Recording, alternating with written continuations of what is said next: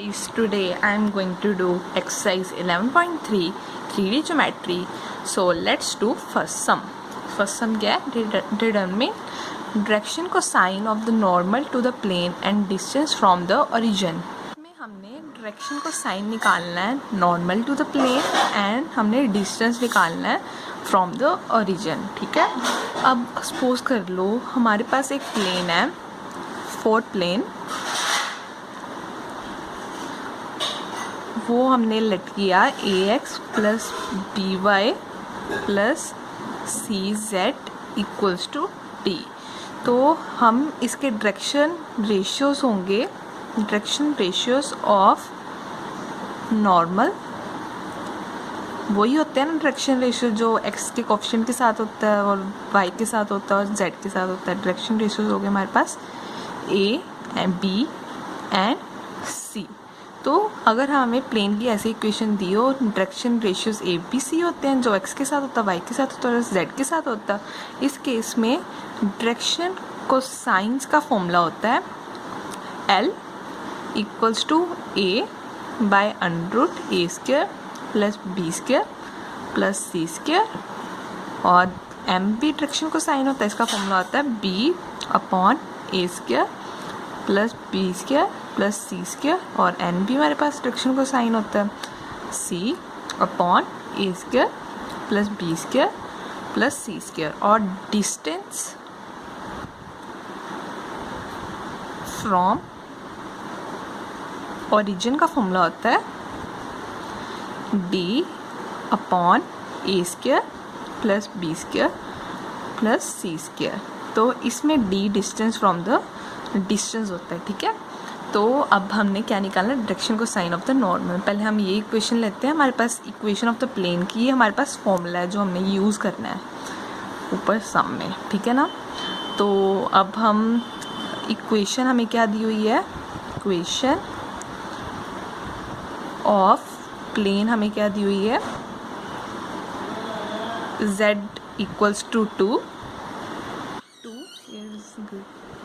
ठीक है.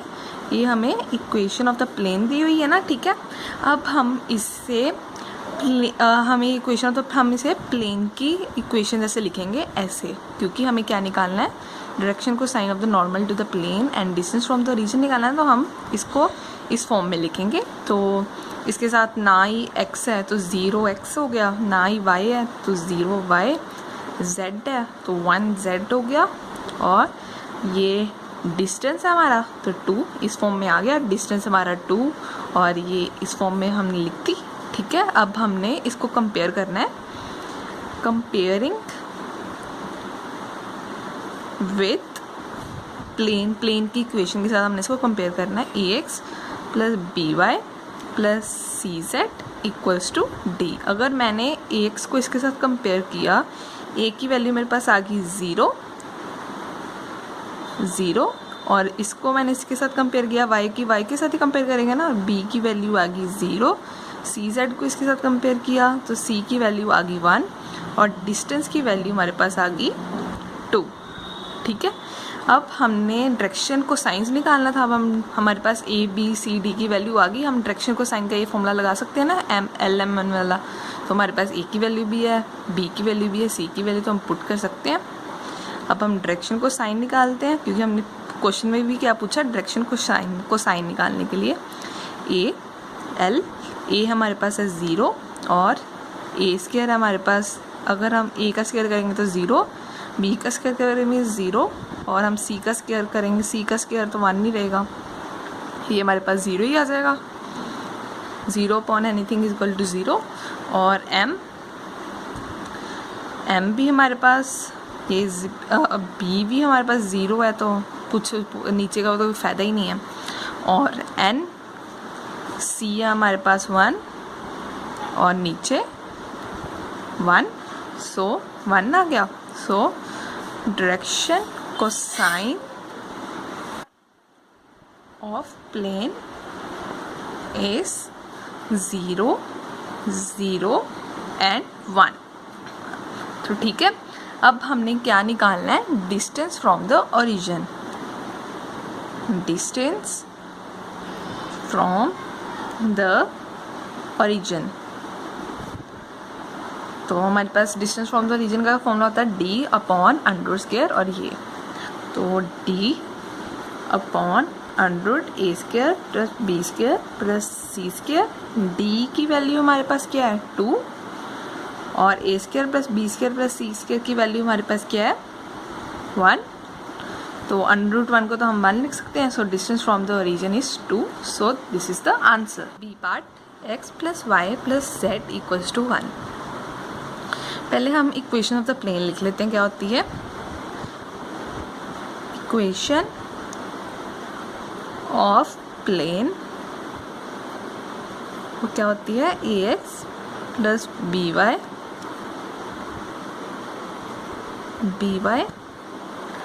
Plus c z equals to d. तो हमारे पास इक्वेशन ऑफ द प्लेन हमें गिवन क्या है x plus y plus z equals to 1 दी हुई है। ठीक है, तो अब हमने इसके साथ 1 x के साथ कोफिशिएंट क्या है 1 और y के साथ भी कोफिशिएंट क्या है 1 और z के साथ कोफिशिएंट भी क्या है 1 इक्वल्स टू 1। अब हम कंपेयर करते हैं, compare with ax plus by plus c z equals to d. ये इक्वेशन ऑफ द प्लेन होती है ना। तो हमने x को इसके साथ कंपेयर किया तो हमारे पास a की वैल्यू क्या आ गई 1 और by को इसके साथ कंपेयर किया तो b की वैल्यू क्या आ गई 1, c को इसके साथ कंपेयर किया तो 1, d की वैल्यू क्या आ गई 1। अब हमने क्या निकालना है डायरेक्शन को साइंस। ठीक है, l का फॉर्मूला क्या होता है a upon a square plus b square plus c square. A की वैल्यू क्या हमारे पास 1, ए स्क्वायर क्या हमारे पास 1, बी का ए का स्क्वायर क्या होगा 1, बी का स्क्वायर भी क्या होगा 1, सी का स्क्वायर क्या होगा 1, तो 1 अपॉन अंडर रूट 3 आ गया। अब हम m निकालना है b upon a square plus b square plus c square. ठीक है ना, b क्या हमारे पास 1 तो ये अंडर रूट 3 आ जाएगा, हमने पहले निकाल लिया था। और n c upon a square plus b square plus c square 1 upon under root 3 आ गया। ठीक है, अब हमने क्या निकालना है डिस्टेंस। डिस्टेंस का फॉर्मूला क्या होता है d upon a square plus b square plus c square. तो d की हमारे पास वैल्यू क्या है 1 और इसकी वैल्यू हमने क्या निकाली थी under root 3। So distance from the origin is 1 by under root 3 और डायरेक्शन को साइंस क्या हमारे 1 by under root 3, 1 by under root 3 and 1 by under root 3। इसमें आपको एक चीज़ बताना भूल गई कि हमेशा जो डिस्टेंस होना चाहिए हमारा हमेशा पॉजिटिव ही होना चाहिए जब हमें ये निकालना हो। बिल्कुल सेम है। तो अब मैं डी पार्ट करने जा रही हूँ। तो डी पार्ट है 5y प्लस 8 इक्वल्स टू 0। तो इक्वेशन ऑफ द प्लेन पता ही है ना क्या होती है, फिर भी लिख देती हूँ। Equation of plane ax plus by plus c z equals to d. पहले हम इस इक्वेशन को इस फॉर्म में लेकर आते हैं। तो 5y माइनस 8, ठीक है, तो इस फॉर्म में लेकर आनी है। तो अब मैंने बोला था ना कि ये साइड नेगेटिव नहीं होनी चाहिए, तो हम माइनस वाले साइन को उधर ले आएंगे। माइनस 5y इक्वल्स टू 8 आ गया। ठीक है, अब हम इसको इस फॉर्म में लिखते हैं। ये आ गया 0x minus 5y plus 0z equals to 8। तो हमने इस फॉर्म में लिख दिया। आपको हमेशा याद रखना है ये साइड कभी नेगेटिव नहीं हो सकती। अगर नेगेटिव है तो आपको इस साइन को उधर लेकर आना होगा। ठीक है, तो अब हम डायरेक्शन को साइन निकालते हैं। डायरेक्शन को साइन का हमारे पास फॉर्मूला क्या होता है L, A है हमारे पास 0, तो L तो हमारे पास 0 ही आ जाएगा। तो M माइनस 5, ठीक है ना, और अपॉन ए स्क्वायर है हमारे पास 0, बी स्क्वायर है 25, ठीक है ना, माइनस 5 रूट 25 को हम 5 तो लिख ही सकते हैं। तो ये आ गया -1। ठीक है, तो मैंने आपको पता लग ही गया होगा जैसे ए बी सी की वैल्यू जैसे पिछले सम्स में निकाली वैसे निकालनी है। तो इसमें कोई कंफ्यूज होने की बात नहीं है। एन ज़ीरो है तो एन भी ज़ीरो आ जाएगा। तो हमारे पास डायरेक्शन को साइंस के आगे 0, -1 एंड 0। तो अब हमने क्या निकालना है, डिस्टेंस। डिस्टेंस का फॉर्मूला होता है d upon a square plus b square plus c square, ठीक है ना। और d हमारे पास है 8 और a स्क्वायर है हमारे पास 0, तो ये तो 25 है, आ जाना है। 8/5 is the distance from origin, so this is the answer. Now second sum, find the vector equation of the plane which is at the distance of 7 units from the region and normal to the planes 3i cap plus 5j cap minus 6k cap. इसका formula होता है, मैं पहले लिख देती हूँ, vector equation of a plane at a distance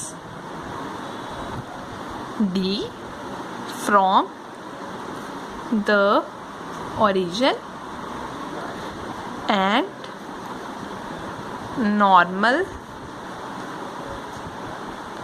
to the vector, and vector is r vector dot n cap equals to d. इसमें d होता है 7 यूनिट्स फ्रॉम द ओरिजिन, जो ओरिजिन से डिस्टेंस होता है, और n होता है नॉर्मल टू द वेक्टर। हम इसका यूनिट वेक्टर निकालेंगे तब भी हमारे पास n कैप आएगा, ठीक है ना। अब हम पहले n कैप निकालते हैं। इसमें डिस्टेंस तो हमारे पास 7 है और n वेक्टर है हमारे पास 3i cap plus 5j cap minus 6k cap. हमने n कैप निकालना है, इससे मतलब हमने यूनिट वेक्टर निकालना है। तो यूनिट वेक्टर हम कैसे निकालते हैं, n वेक्टर को हम ऐसे लिख लेते हैं और n वेक्टर का हम मैग्नीट्यूड निकालते हैं। n वेक्टर हमने लिख लिया 3i cap plus 5j cap minus 6k cap. तो इसका हम मैग्नीट्यूड निकालते हैं। 3 का स्क्वायर 9, 5 का स्क्वायर 25, 6 का स्क्वायर 36। तो हमारे पास आ गया 3i cap plus 5j cap minus 6k cap. ये हमारे पास आ गया √70। तो हम ये वैल्यूज अब इसमें पुट करेंगे। आर वेक्टर, ये हमने वैल्यू पुट कर दी 7i cap plus 3i cap plus 5j cap minus 6k cap upon √70। तो डिस्टेंस की वैल्यू हमने क्या डालनी है, 7। सो हमारे पास वेक्टर इक्वेशन ये आ गई। So this is the answer. Now third sum, find the Cartesian equation of the plane. हमें ये दिया हुआ है तो हमने इसकी कार्टेशियन इक्वेशन निकालनी है। जब भी आपको पूछा हो कि किसी की कार्टेशियन इक्वेशन निकालनी है तो आपने आर वेक्टर की वैल्यू पुट कर देनी है। तो हमने आर वेक्टर की वैल्यू पुट कर देनी है। तो हम put r vector equals to x i cap plus y j cap plus z k cap. तो ठीक है, तो हम इसमें वैल्यू पुट कर देते हैं, x i cap plus y j cap plus z k cap, I cap plus j cap minus k cap equals to 2। तो हमने एक्स आई कैप को इसके साथ मल्टीप्लाई किया आई कैप के साथ, तो हमारे पास आ गया एक्स। वाई जे कैप को इसके साथ मल्टीप्लाई किया, आ गया वाई। इसको इसके साथ मल्टीप्लाई किया तो आ गया हमारे पास minus z equals to 2। So this is the Cartesian equation. तो अब हम करते हैं b sum, b part. R vector 2i cap plus 3j cap minus 4k cap, ये हमें दिया हुआ है। तो इसमें हमने फिर से put r equals to x i cap plus y j cap plus z k cap put कर देना। पुट करते हैं x i cap plus y j cap plus z k cap, ये आ गया 2i cap plus 3j cap minus 4k cap equals to 1। हमने इसको इसके साथ मल्टीप्लाई किया तो आ गया 2x। वाई जे कैप को इसके साथ मल्टीप्लाई किया तो ये आ गया 3y। हमने इसको इसके साथ मल्टीप्लाई किया तो आ गया minus 4z equals to 1। So this is the Cartesian equation. फिर से हम आर वेक्टर की वैल्यू पुट कर देंगे। Put r vector equals to x i cap plus y j cap plus z k cap, ठीक है, अब हम यहाँ पर पुट करते हैं x i cap plus y j cap plus z k cap. तो अब हम ब्रैकेट में सब कुछ लिख लेते हैं, s minus 2t i cap plus 3 minus t j cap plus 2s plus t k cap equals to 15। अब हम आई कैप को इसके साथ मल्टीप्लाई करेंगे तो आ जाएगा x s माइनस 2t, वाई जे को इसके साथ मल्टीप्लाई करेंगे तो आ जाएगा y 3 माइनस टी, और z के कैप को इसके साथ मल्टीप्लाई आज करेंगे तो ये आ जाएगा z 2s plus t equals to 15. So this is the Cartesian equation. Now for sum, this is a very important sum. Find the coordinates of the foot of the perpendicular from the origin. और हमें ये उन्होंने plane दिया हुआ है। उन्होंने बोला कि हमारे पास प्लेन है, अगर हम ओरिजिन से एक परपेंडिकुलर ड्रॉ करते हैं, सपोज करो एक परपेंडिकुलर ड्रॉ करते हैं, अगर वो परपेंडिकुलर प्लेन को जाके जहाँ पर टच करेगा हम उस पॉइंट को फुट ऑफ द परपेंडिकुलर बोलेंगे। ठीक है, तो मैं आपको फिगर समझाती हूँ। सपोज करो ये हमारे पास x है, ये हमारे पास y है और ये हमारे पास z है। तो सपोज करो ये हमारे पास एक प्लेन है, ठीक है, इसे हम a b c d let कर लेते हैं। और सपोज करो ये हमारा एक नॉर्मल वेक्टर है इस प्लेन का, नॉर्मल वेक्टर। ठीक है, तो हमने ओरिजिन से एक परपेंडिकुलर ड्रॉ किया। ठीक है, जो ये परपेंडिकुलर इस पॉइंट पे, सपोज करो हम इसे P मान लेते हैं, x1, P पॉइंट को हम क्या मान लेते हैं, x1 y1 z1। इस पॉइंट को हम फुट ऑफ द परपेंडिकुलर बोलेंगे। तो हमने इसी पॉइंट्स को निकालना है। ठीक है, तो assume a point P x1 y1 z1 on given plane. तो ठीक है, तो अब हम देख सकते हैं ये हमारा OP ओरिजिन है ना, तो हम देख सकते हैं OP भी परपेंडिकुलर है प्लेन के और N भी परपेंडिकुलर है प्लेन के। अगर OP and normal vector plane के परपेंडिकुलर हैं तो इसका मतलब ये दोनों एक दूसरे के पैरेलल हुए। ठीक है ना, हमें पता है कि अगर ये दोनों पैरेलल हैं तो इसके डायरेक्शन रेशियोज भी प्रोपोर्शनल होंगे। ठीक है, तो अब इस कॉन्सेप्ट को लेकर चलेंगे। अगर ये P पॉइंट प्लेन पे लाई कर रहा है तो ये प्लेन की इक्वेशन भी सेटिस्फाई करेगा। तो हमने इस सारे पॉइंट्स कॉन्सेप्ट्स को लेकर चलना है। तो हम देखते हैं कि OP is perpendicular to plane. ठीक है ना, OP भी परपेंडिकुलर प्लेन है और एन नॉर्मल वेक्टर भी परपेंडिकुलर टू प्लेन है। देन अगर ये दोनों परपेंडिकुलर टू प्लेन है, इसका मतलब OP and normal vector are parallel to each other. ठीक है ना, तो अगर हमें ये पता लग गया कि ये दोनों पैरेलल हैं तो इनके direction ratio, then therefore direction ratios are proportional. ठीक है ना, ठीक है ना, तो अब हमारे पास इक्वेशन ऑफ द प्लेन है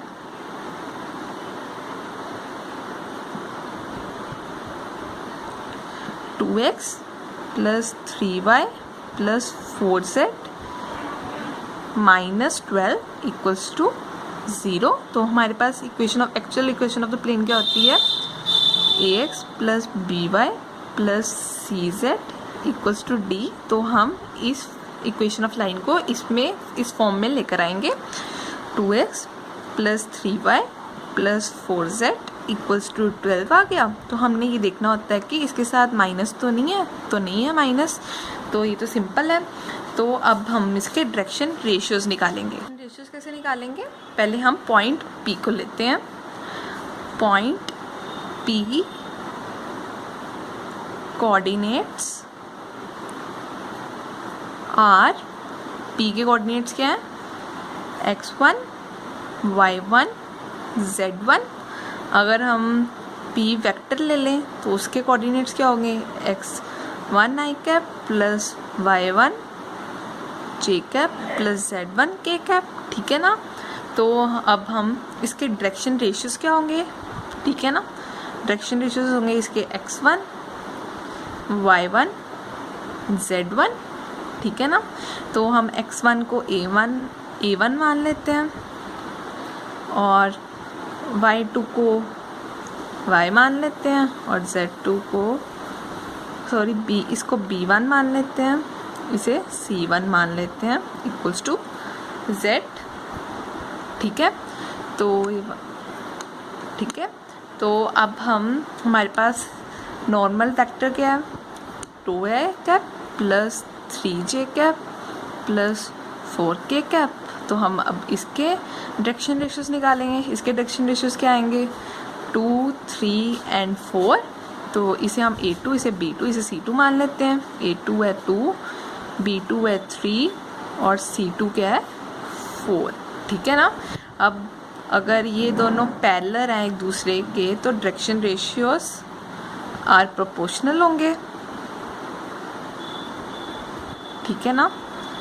तो प्रोपोर्शनल इसका मतलब a1 upon a2 equals to b1 upon b2 equals to c1 upon c2। हम इसको एक कांस्टेंट के इक्वल ले लेते हैं। ठीक है? तो अब हम a1 की वैल्यू डालेंगे। a1 की वैल्यू क्या हमारे पास? x1। a2 की वैल्यू क्या हमारे पास? 2 और b1 की वैल्यू क्या हमारे पास? y1 और b2 की वैल्यू 3। c1 की वैल्यू हमारे पास z1 है और c2 की वैल्यू हमारे पास 4 है। तो हमने इसको कांस्टेंट के इक्वल लिख लेना है। अब हमारे पास x1 की वैल्यू क्या आ गई? 2k, y1 की वैल्यू क्या आ गई? 3k और z1 की वैल्यू क्या आ गई? 4k। ठीक है? तो हमारा P point P x1 y1 z1 plane पे लाई कर रहा है ना, लाइज ऑन प्लेन। तो अब हम P की जो वैल्यूज़ आई हैं हमारे पास 2k 3k 4k, तो हम इसे प्लेन की इक्वेशन में फिट कर सकते हैं ना। प्लेन की इक्वेशन क्या है?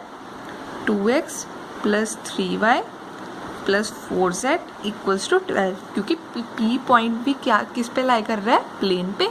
तो प्लेन जो P पॉइंट है वो प्लेन की इक्वेशन को सेटिस्फाई करेगा, तो हम इसके बीच में वैल्यूज़ पुट कर देते हैं। ठीक है? तो वैल्यूज़ मैं आपको यहाँ पर पुट करके दिखाती हूँ। x क्या था हमारे पास? 2k और y क्या था? 3k और z क्या था? 4k equals to 12।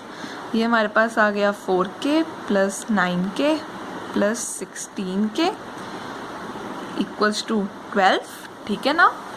तो आगे इसको प्लस किया तो हमारे पास आ गया 29k इक्वल्स टू 12। ठीक है? k की वैल्यू क्या आ गई हमारे पास? 12 है 29। तो हमारे पास k की वैल्यू आ गई, तो हम x1 की y1 की और z1 की वैल्यूज पुट करके निकाल सकते हैं ना। तो x1 था हमारे पास 2k, तो k की वैल्यू हमने पुट कर दी 12/29, तो हमारे पास आ गया 24/29। और y1 है हमारे पास 3k, हमने k की वैल्यू पुट कर देनी है 12/29। ये हमारे पास आ गया, ये हमारे पास 3 था ना, 36/29। और z1 क्या था हमारे पास? 4k, हमने k की वैल्यू पुट कर देनी है 12/29 equal 48/39 29।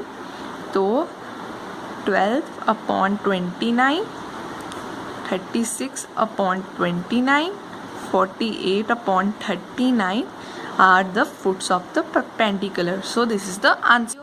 C same as it is है ए के, तो डी पार्ट भी सेम ही है, पर मैं आपको इसमें बता देती हूँ कि कैसे करना है। 5y + 8 है, सॉरी तो इसमें भी हमने ओरिजिन से एक परपेंडिकुलर ड्रॉ करना है, और अगर वो परपेंडिकुलर प्लेन जो पॉइंट पे टच करेगा हम उसे फुट ऑफ परपेंडिकुलर बोलेंगे। तो हम वैसे ही अब एग्जांपल से फिर से बताती हूँ। ये हमारे पास है x, ये हमारे पास y, ये हमारे पास है z, उसको ये हमारे पास प्लेन है।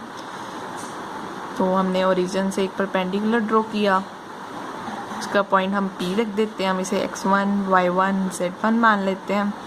ठीक है, तो ये पॉइंट से हमें कोऑर्डिनेट्स निकालने, इसे हम फुट ऑफ परपेंडिकुलर बोलते हैं। और सपोज करो ये हमारा नॉर्मल वेक्टर है, तो ये भी परपेंडिकुलर है प्लेन के, और ये भी OP भी परपेंडिकुलर है प्लेन के, और नॉर्मल वेक्टर भी परपेंडिकुलर है प्लेन के। इसका मतलब ये परपेंडिकुलर है, तो इसका मतलब ये दोनों एक दूसरे के पैरेलल हैं। ठीक है, तो ये हमारा कंसेप्ट लगना, और ये x1 y1 z1 प्लेन पे लाई कर रहा है, तो ये वाली इक्वेशन को सेटिस्फाई भी करेगा। ठीक है, यही हमने कॉन्सेप्ट लगाना है। तो assume P point x1 y1 z1 lies on plane, ठीक है, as OP vector is parallel to n vector। ठीक है ना, क्योंकि दोनों OP भी परपेंडिकुलर है और n नॉर्मल वेक्टर भी परपेंडिकुलर है, तो therefore direction ratios are proportional. ठीक है ना, तो हमने इक्वेशन ये वाली लेनी है जो प्लेन की हमें दी हुई है, गिवन 5y + 8 इक्वल्स टू 0। तो 5y इक्वल्स टू -8, तो हमने इसको माइनस नहीं लेना देते, तो हम माइनस इधर ले आएंगे। -5 इक्वल्स टू 8, तो हमने वो वाली फॉर्म में लिखना है ना, ax + by + cz equals to d की फॉर्म में लिखना हमने इसे। तो कैसे लिखेंगे, 0x -5y 0z equals to 8 आ गया। तो ये हमारा नॉर्मल। अब हम क्या करेंगे, तो हम पहले इसके डायरेक्शन रेशियोज निकालेंगे, क्योंकि हमने प्रोपोर्शनल प्रूव करना है। तो हमारे पास P पॉइंट क्या है, x1 y1 z1। तो अगर हम इसे वेक्टर फॉर्म में लिखेंगे तो क्या आएगा, x1 i cap + y1 j cap + z1 k cap. ठीक है ना, तो इसके डायरेक्शन रेशियोज क्या आ गए हमारे पास, x1 y1 z1 आ गए। ठीक है ना, तो अब हमारे पास नॉर्मल वेक्टर क्या हमारे पास गिवन है, 0 i cap -5 j cap + 0 k cap. ठीक है ना, अब हमारे पास इसके डायरेक्शन रेशियोज क्या आ गए, 0 -5 एंड 0। ठीक है ना, तो इसे पहले हम इसे सॉल्व करते हैं। इसे हम a1 मान लेते हैं, इसे हम b1 मान लेते हैं, इसे हम c1 मान लेते हैं। ठीक है, इसे हम a2 मान लेते हैं, इसे हम b2 मान लेते हैं, इसे हम c2 मान लेते हैं। ठीक है, अब हमने इसको प्रोपोर्शनल प्रूव करना है। इसका मतलब a1/a2 b1/b2 equals to c1/c2 किसके इक्वल ले लेते हैं, कांस्टेंट के इक्वल। तो a1 क्या हमारे पास x1, a2 क्या हमारे पास 0, और b1 क्या हमारे पास y1, b2 क्या हमारे पास -5, c1 क्या हमारे पास z1 और c2 क्या हमारे पास 0 इक्वल्स टू k। तो इससे हमारी x1 की वैल्यू क्या आ गई, 0, y1 की वैल्यू क्या आ गई -5k, और z1 की वैल्यू क्या आ गई हमारे पास 0। Since P point x1 y1 z1 lies on plane, so we can put values in 0x -5y + 0z equals to 8, क्योंकि 0x की वैल्यू का 0 तो 0 ही रह जाएगा, और -y की वैल्यू का -5k + 0 ही रह जाएगा +8, ये आ गया 25k इक्वल्स टू 8, के की वैल्यू क्या आ गई 8/25, ठीक है। तो अब के की वैल्यू आ गई, हम x1 y1 z1 की वैल्यू निकाल सकते हैं, ठीक है।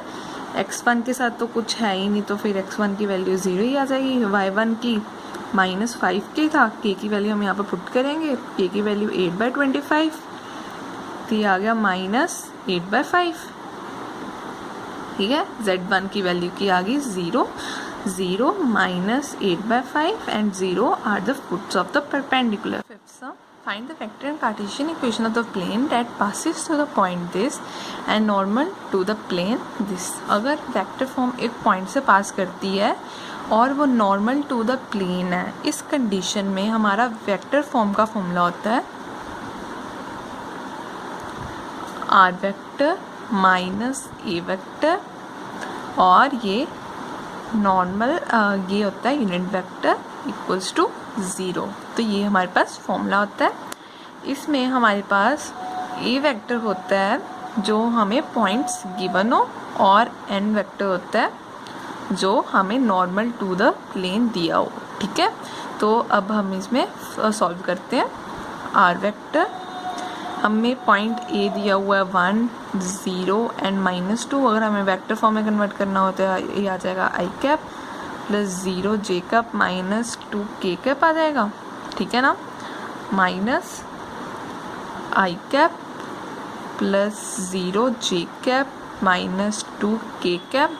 तो ये हमें दिया हुआ है, ठीक है ना, आई plus J minus k cap equals to 0। तो अब हम सॉल्व करते हैं इसे। आर वेक्टर माइनस, इसे हम सीधा लिखेंगे तो ये आएगा आई कैप -2 के कैप, ठीक है ना, और आई cap plus j cap minus k cap equals to 0। तो पहले हम आर वेक्टर को इसको इसके साथ मल्टीप्लाई करेंगे, इसको इसके साथ मल्टीप्लाई करते हैं। R vector i cap plus j cap minus k cap, ठीक है, और अब हम इसको इसके साथ करेंगे। आई कैप -2 के कैप, आई cap plus j cap minus k cap. ये तो हमारा सॉल्व नहीं हो सकता, हम इसे सॉल्व करते हैं पहले। R vector i cap plus j cap minus k cap, इसको इसके साथ मल्टीप्लाई किया है तो आ गया 1, इसको इसके साथ किया ये आ गया -2, ये तो इसको इसके साथ किया है तो आ गया +2, जे तो था ही नहीं तो ये तो 0 ही रह जाएगा, प्लस इक्वल टू 0। तो अब हम इसको इधर ले आते हैं। R vector i cap plus j cap plus k cap, इसको इधर लेकर आए तो +3 बन गया। सो ये हमारे पास आ गई वेक्टर फॉर्म। तो उन्होंने बोला हुआ था कार्टेशियन भी निकालनी है। कार्टेशियन में मैंने आपको बोला था कि हमने आर वेक्टर की वैल्यू पुट कर देनी होती है। Put r vector equals to x i cap plus y j cap plus z k cap, ठीक है ना। अब हम आर वेक्टर की वैल्यू पुट करते हैं, x i cap plus y j cap plus z k cap, i vector plus j vector, ठीक है, इक्वल्स टू 3। सो हम अगर हम इसे सॉल्व करेंगे तो x इंटू एक्स ही आ जाएगा। तो इसको इसके साथ करेंगे y plus z equals to 3। So this is the Cartesian equation. Find the equation of the plane that passes through 3 points and 3 points हमें ये गिवन है। उन्होंने ये तो नहीं बोला ना लीनियर पॉइंट्स, इसका मतलब ये नॉन लीनियर ही होंगे। इसका मतलब इसके पीछे फॉर्मूला एक्सरसाइज में दिया हुआ है आपको। फॉर 3 नॉन लीनियर पॉइंट्स का हमें फॉर्मूला दिया हुआ है x minus x1, y minus y1, z minus z1, और नीचे क्या दिया हुआ है x2 minus x1, y2 minus y1, z2 minus z1, और x3 minus x1, y3 minus y1, z3 minus z1 equals to determinant है और इक्वल्स टू 0। तो ये हमारे पास x1, ये है y1, ये है z1, ये है x2, ये y2, ये z2, ये x3, ये है y3 और ये है z3। तो x माइनस x तो हमारा ऐसे रहता है, x1 क्या है 1, y माइनस y1 क्या हमारे पास 1, z माइनस z1 क्या है 0, ठीक है। और x2 माइनस x1 क्या होगा हमारे पास 0 और y2 माइनस y1 क्या होगा 1 और z2 माइनस z1 क्या होगा 1 और x3 माइनस x1 क्या होगा -3 और y3 माइनस y1 क्या होगा 1 और z3 माइनस z1 क्या होगा -1 इक्वल्स टू 0। अब हम डिटर्मिनेंट को सॉल्व करते हैं। x माइनस 1, तो इसे सॉल्व करेंगे तो ये -1 इंटू -1, ठीक है। तो अब इसे 0, ये तो आ जाएगा 3 प्लस z, इसे सॉल्व करेंगे तो 3 इक्वल्स टू 0। x माइनस 1, ये तो आ गया हमारे पास -2 minus y minus 1 3z equals to 0। अगर हम इसे सॉल्व करेंगे तो हमारे पास आंसर आएगा 2x plus 3y minus 3z equals to 5। So this is the answer.